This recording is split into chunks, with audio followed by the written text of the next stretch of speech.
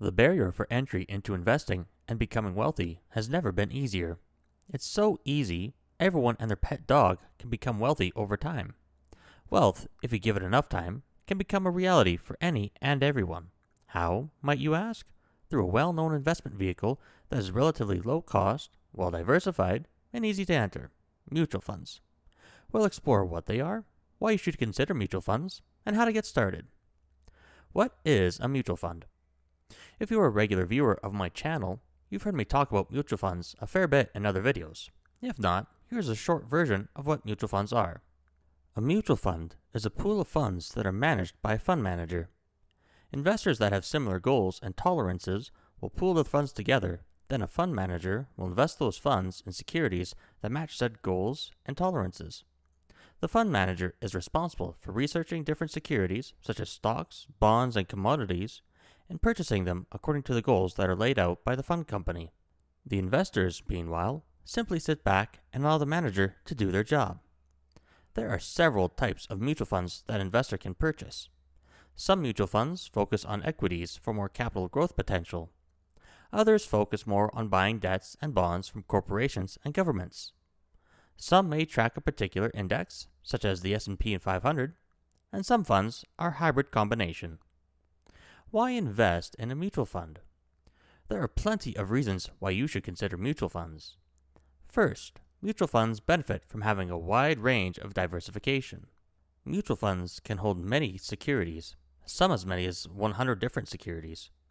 The sheer number of securities means that if one were to lose value, there are many other securities that could potentially pick up the slack and act as a counterbalance. The more securities a mutual fund has, the better the diversification. The scale of the diversification is something that most investors can't hope to match on their own. Secondly, mutual funds benefit from a professional fund manager and a team of highly qualified individuals. These individuals are experienced in finding good securities that will help an investor attain their goals. They do the research, buying, and selling of securities so that the investor can sit back and focus on other ventures. Thirdly, mutual funds are typically quite liquid.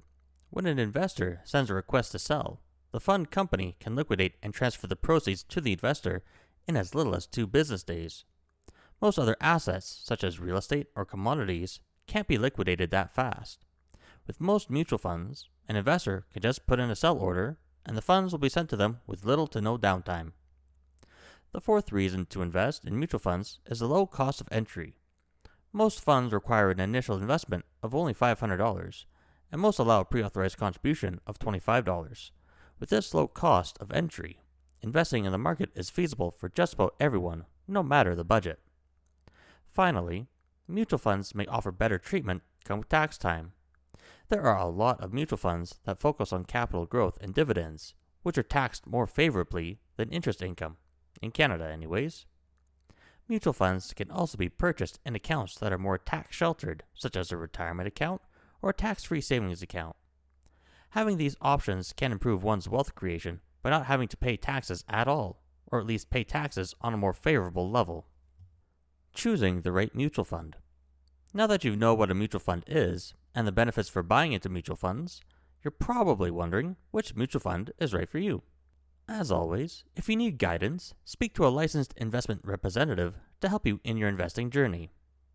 The first step is to determine what your financial goals are. If you have a goal that you want to achieve in less than 5 years, you won't want to invest in a mutual fund that focuses on equities, as they can fluctuate greatly even in a couple of years. You'll want to focus more on funds that are meant for shorter-term investing, such as money market or fixed income funds, as they fluctuate less violently than equity funds. If you are looking for longer term, such as retirement in 30 years, you can explore more equity-focused funds, as they have time to fluctuate and correct if markets experience a drawback. If your goal is to have steady income, consider mutual funds that focus on fixed income securities, such as bonds or dividend stocks. Second step involves finding out your financial situation and risk tolerance. If you don't have a ton of liquidity in your household and need access to funds on short notice, or if you are more risk adverse, you might want to leverage more fixed income in your mutual fund selection and less on equities. If you have a large appetite for risk, or you have plenty of capital to work with, equity mutual funds can be a great option for you. Thirdly, consider the expense ratios of your mutual funds. You might think that if you pay a low management fee, your return will be that much better. That's what companies such as Questrade want you to think. The reality is that fees only make up part of the story. Say you're comparing two mutual funds in the same class, one with a fee of 1.5%, while the other charges a 3% fee. You might think that the mutual fund with a lower fee is better, but you also need to consider the return. If the fund with a lower fee returns an average return of 5%, and the other fund averages returns of 9%, you'd be better off buying into the second fund, as it makes up the increase in fees with higher returns. Now, in this case, it may be good to investigate the risk levels between the two and finding out what the standard deviation of the funds are. If the second fund varies more than the first fund, there is an argument to be made that the first fund may be the better option. If you have questions, be sure to consult a licensed professional. Finally, consider past performances of mutual funds. As per our example from earlier, Fund 2 returns better on average, but could be more volatile. If you are risk adverse, it may not be the fund for you. If you are willing to accept more risk, it may be the fund for you. Something to keep in mind, using past performance to predict future performance is basically impossible. We can only estimate returns based on what the funds have done in the past, but in no way can we predict future returns. If a rep tells you that they can guarantee you returns in the future, run the other way fast. How to get started. Now that we know how to pick a mutual fund, how can you get started? Well, first we need to open an account. This can be opened through a brokerage, a local financial institution like a bank, or your local financial representative. It can be a non-registered account or a registered account. Keep in mind, if you open a non-registered account, you can and will be subject to taxes annually, depending on the performance of the fund or your activities. If you want to avoid taxes, I'd recommend opening a registered account. Second, choose your desired fund. This can be one fund or multiple funds, based on your risk tolerances and goal.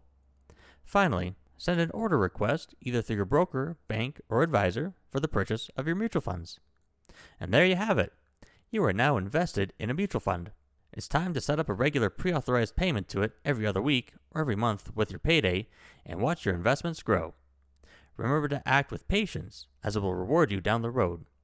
Review it regularly to make sure that it's still within your tolerances and still on track to help you meet your goals.